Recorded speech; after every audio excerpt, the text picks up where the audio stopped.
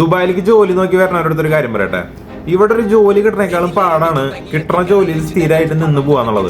ഇപ്പൊ പെട്ടെന്നൊരു കമ്പനിയിൽ നിന്ന് നല്ലൊരു ഓഫർ ലെറ്ററും നല്ലൊരു സാലറി, കുഴപ്പമില്ലാത്തൊരു സാലറി തന്നു കഴിഞ്ഞാൽ ചിലപ്പോൾ നമ്മൾ കണ്ണടച്ച് ചിലപ്പോൾ പോകും. പക്ഷെ ആ കമ്പനിയെ കുറിച്ച് ജസ്റ്റ് ഒന്ന് അന്വേഷിക്കാതെ നമ്മൾ ഒരിക്കലും പോകരുത്. ആ കമ്പനിയെ കുറിച്ചോ അല്ലെങ്കിൽ ആ കമ്പനിയിൽ വർക്ക് ചെയ്യുന്ന ആരെങ്കിലും ഈ ലിങ്ക്ഡിൻ വഴിയൊക്കെ ജസ്റ്റ് ഒന്ന് കോൺടാക്ട് ചെയ്തിട്ട് ഒന്ന് സംസാരിച്ച് അങ്ങനെ ഉണ്ട് ആ കമ്പനി ഒന്ന് അറിഞ്ഞിട്ട് മാത്രം പോവാൻ നോക്കുക.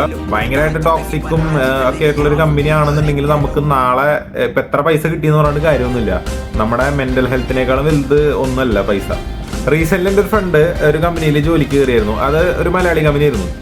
3 മാസത്തോളം അവനെ കൊണ്ട് നല്ല രീതിയിൽ പട്ടിപ്പണി എടുപ്പിച്ചു. അതായത് രാത്രി 9 മണി 10 മണി ആയാലാണ് അവന് ആ ഓഫീസ് വിട്ട് പുറത്തു പോകാൻ പറ്റുള്ളൂ. അവിടെ നിന്നിട്ട് അവന് വിസ പോലെ അവർ അടിച്ചു കൊടുത്തില്ല. അവസാനം ആ ജോലി വേണ്ടാതെ അവന് ഭയങ്കരമായിട്ട് ഹെൽത്ത് ഇഷ്യൂസ് വന്നപ്പോൾ അവൻ അവിടെ നിന്ന് ഇറങ്ങി.